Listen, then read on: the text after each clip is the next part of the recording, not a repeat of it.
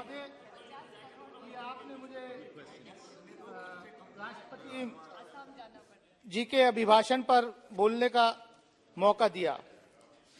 सबसे पहले मैं माननीय राष्ट्रपति जी का धन्यवाद देना चाहूंगा कि उन्होंने हमें आकर के जॉइंट सेशन में संबोधित किया और पिछले 9 साल का लेखा जोखा श्री नरेंद्र मोदी जी की सरकार का इस डॉक्यूमेंट में उसकी हाइलाइट्स थी। 2013 में सरकार आई सबका साथ सबका विकास के नाम से। 2019 में सबका साथ सबका विकास और सबका विश्वास बढ़ गया। सभापति महोदय, मैं जो यहां पर पॉइंट वाइज माननीय राष्ट्रपति जी का अभिभाषण है उसी पर अपने आप को केंद्रित रखना चाहूंगा। मैं सभापति महोदय, देखिए मैं अभी बोलना स्टार्ट भी नहीं किया, पहले से डिस्टर्ब करना शुरू कर देते हैं ये। सभापति महोदय, मैं इतना ही कहना चाहूंगा कि रोजगार की बात हुई थी 2014 में, 2 करोड़ रोजगार आप हर साल देंगे, लेकिन हालत क्या है कि 8.3% अनएम्प्लॉयमेंट रेट है।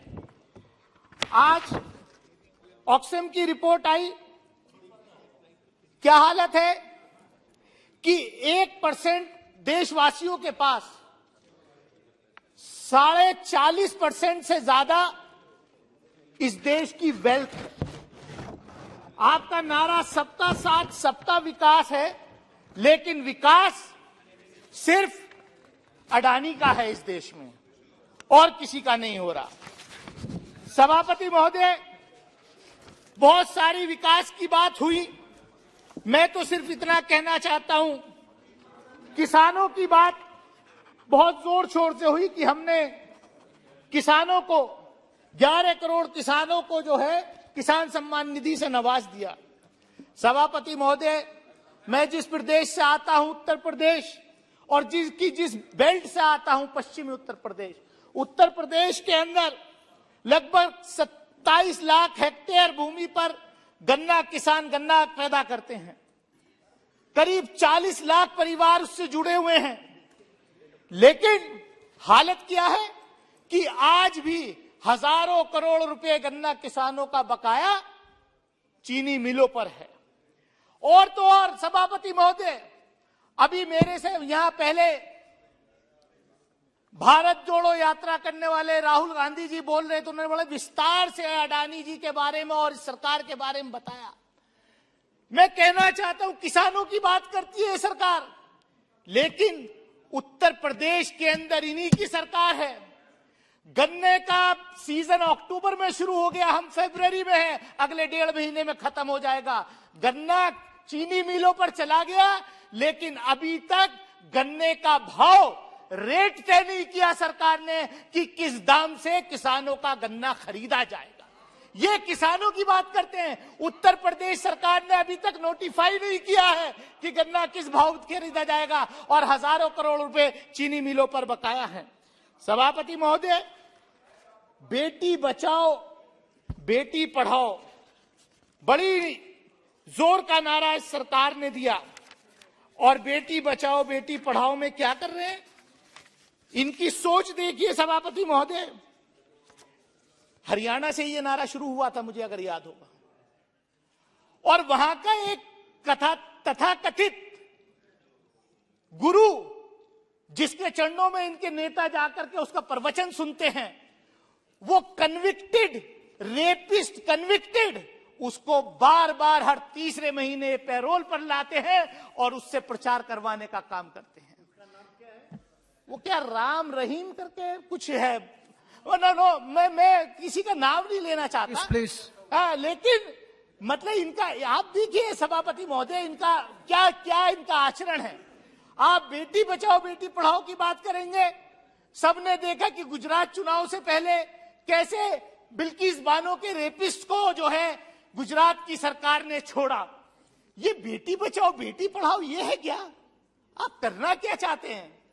और तो और सभापति महोदय, हम जिस तरीके का आचरण, जिस तरीके का इन्होंने पिछले 9 साल का लेखा जोखा यहां हमें दिया। सर, आप कह रहे हैं कि माननीय प्रधानमंत्री जब 2014 में आए थे तो कह रहे थे कि मैं देखना चाहता हूं, खासतौर से मुस्लिम कम्युनिटी को एड्रेस करते हुए कहा, एक हाथ में कुरान होना चाहिए और दूसरे हाथ में कंप्यूटर होना चाहिए।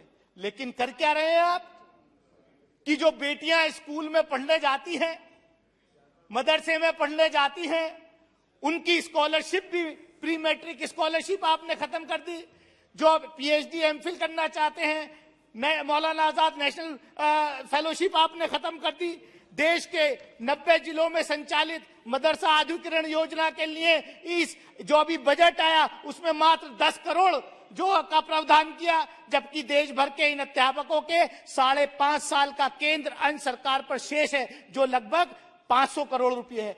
इस तरीके से आप जो है बेटी बचाओ बेटी पढ़ाओ चलाएंगे।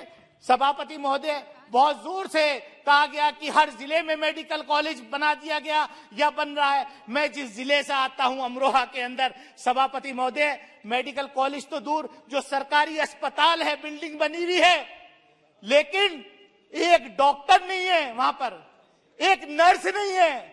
ये व्यवस्था है सरकारी। हेल्थ मिनिस्टर साहब यहां बैठे हैं, मैं चाहूंगा वो संज्ञान लें कि अमरोहा के अंदर जो जिला अस्पताल है, अमरोहा जिले में अस्पताल है, बछराइयों में 50 बेडेड हॉस्पिटल है, बिल्डिंग है, लेकिन एक डॉक्टर की नियुक्ति नहीं है। डॉक्टर की नियुक्ति करेंगे नहीं आप, पैरामेडिकल्स की नियुक्ति करेंगे या नहीं आप?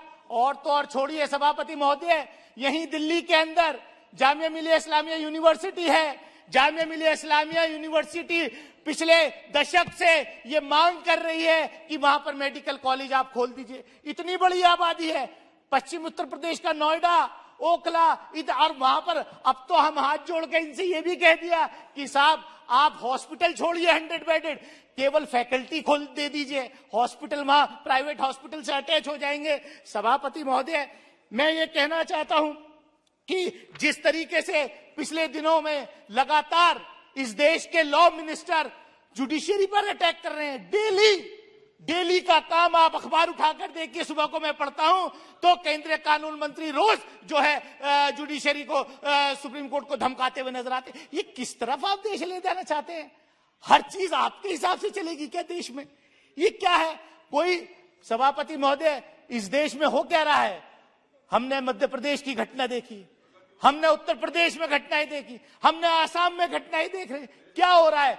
बुलडोजर लेकर के अगर किसी ने कोई क्राइम किया है, यू आर नॉट द जज, crime should be reported, FIR should be launched, investigation should take place, trial must take place, then if somebody is guilty he must be punished. यहां क्या हो रहा है कि अगर आपकी सरकार है, अगर कहीं कोई क्राइम हुआ है, सही है या गलत है, क्राइम है भी या नहीं, आप बुलडोजर लेकर के पहुंच जाओगे। ये क्या है? क्या इसलिए इस देश को हमारे पुरखों ने आजाद कराया था? क्या इसलिए मौलाना आजाद ने जो है जामा मस्जिद की सीढ़ियों पर खड़े होकर के तकरीर की थी कि आप कहां जा रहे हो? जब देश का बंटवारा हो रहा था, इस देश के अंदर 20 करोड़ से ज्यादा अकलियत के लोग हैं और खासतौर से मुस्लिम माइनॉरिटीज हैं, आप कैसे ट्रीटमेंट करना चाहते हो? yes. मैं सभापति महोदय, मैं अपनी बात खत्म करूंगा। सभापति महोदय, आपने देखा पिछले दिनों किस तरीके का ट्रेंड इस देश में चल रहा है। आप अपनी पार्टी में आपका सपना, आप कहते हैं कि कांग्रेस मुक्त भारत, कांग्रेस ने गलतियां की थी इसलिए जनता ने हरा दिया। कांग्रेस अगर अच्छा करेगी, अब उनके नेता निकले भारत जोड़ो करने में, जनता हो सकता है फिर आशीर्वाद देते, मैं उसमें नहीं पढ़ना चाहता। लेकिन आपका असली सपना कांग्रेस मुक्त भारत नहीं, आपका असली सपना विपक्ष मुक्त भारत, विपक्ष मुक्त भारत और मुस्लिम मुक्त विधायिका। ये आपने अपने अंदर कर लिया है, ये यहां भी हो रहा है। सभापति महोदय, मैं 2019 में चुन के आया अमरोहा से, मेरे साथ यहां 2 कुलीग बैठते थे, एक रामपुर रिप्रेजेंट करते थे, एक लक्षद्वीप रिप्रेजेंट करते थे। समाप्त मैं समाप्त की ओर आ रहा हूं। मैं वहीं आ रहा हूं कि किस तरीके से लेजिस्लेचर में इस देश के अकलियतों को, खासतौर से मुस्लिम माइनॉरिटीज को डिनाई किया जाए। कोई केस हुआ, चुनाव का केस हुआ, उसमें बहुत